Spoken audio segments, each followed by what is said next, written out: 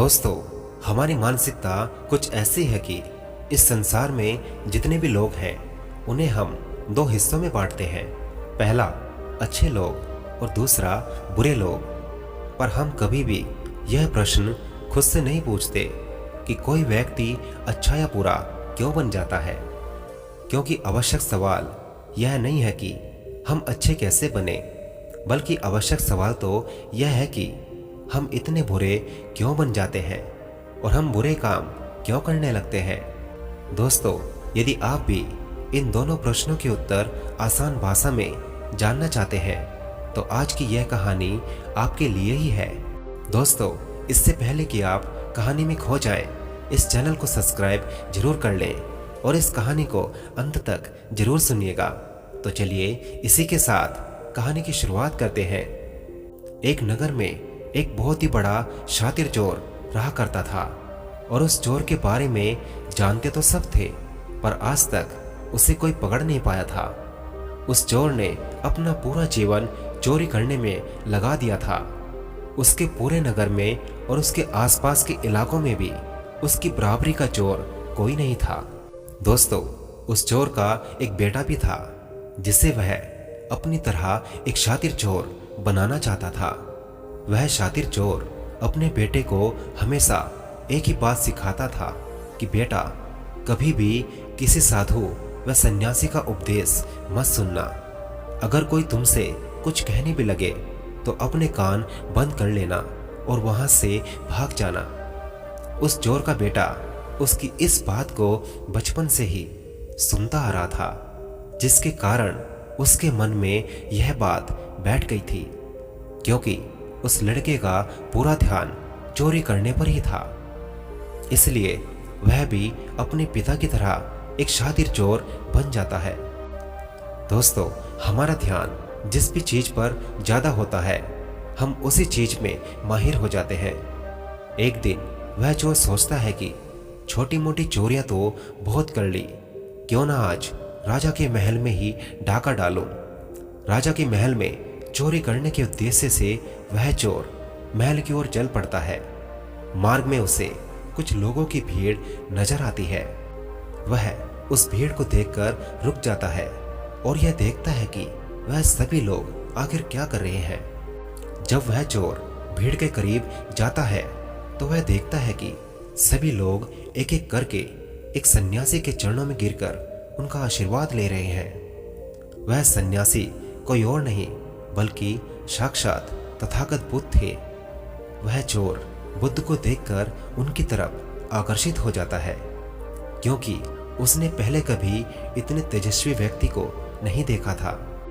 फिर अचानक उसे अपने पिता की कही बात याद आती है कि साधु सन्यासियों से दूर रहना चाहिए। एक बार को तो वह यह सोचता है कि वह वहां से चला जाए, लेकिन फिर उसके मन में एक प्रश्न उठता है कि आखिर पिताजी ऐसा क्यों कहते थे। इस प्रश्न का उत्तर जानने के लिए वह चोर भी सभी लोगों के साथ बैठ जाता है और गौतम बुद्ध का उपदेश सुनने लग जाता है। बुद्ध उस उपदेश में झूठ बोलने की व्यर्थता और विश्वासघात के बारे में बताते हैं। उपदेश समाप्त होने के बाद वहां पर बैठे सभी लोग अपने अपने घरों को चले जाते हैं और वो चोर भी चोरी करने के लिए महल की ओर चल पड़ता है।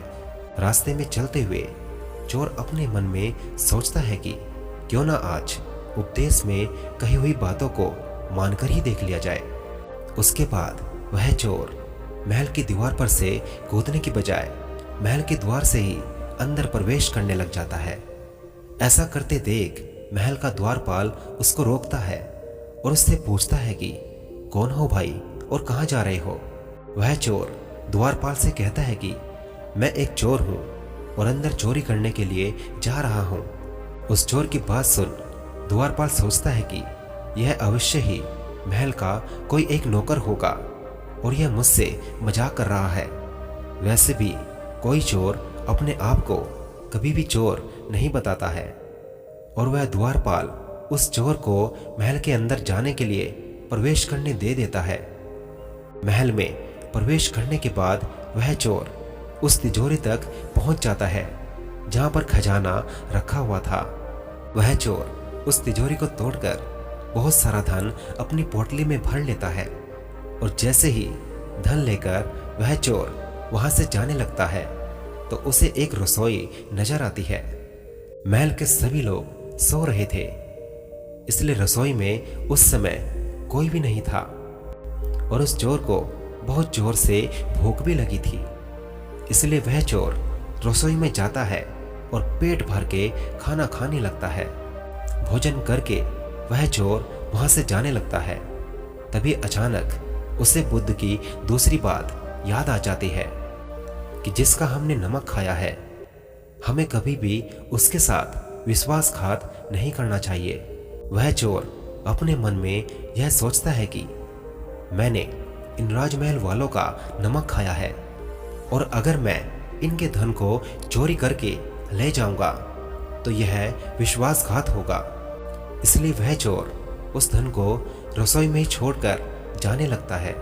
ऐसा करते देख उसे महल का एक व्यक्ति देख लेता है और वह शोर मचा देता है कि महल में चोर घुस गया है।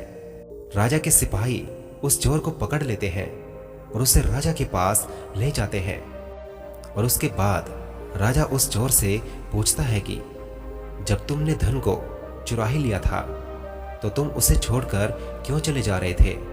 तो वह चोर कहता है कि एक सन्यासी के उपदेश के कारण।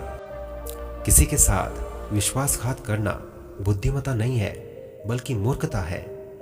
जिसके भोजन को खाकर हमें जीवन मिला है उसके साथ हमें कभी भी विश्वासघात नहीं करना चाहिए। उस चोर की यह बात सुनकर राजा प्रभावित हो जाता है और उस चोर से कहता है कि यदि तुम ऐसे उपदेश बचपन से ही सुनते आते तो तुम कभी भी चोर नहीं बनते। जाओ, मैं तुम्हें छोड़ता हूं, लेकिन एक बात को हमेशा याद रखना कि सही संगत और सही उपदेश ही व्यक्ति का जीवन बदल सकते हैं।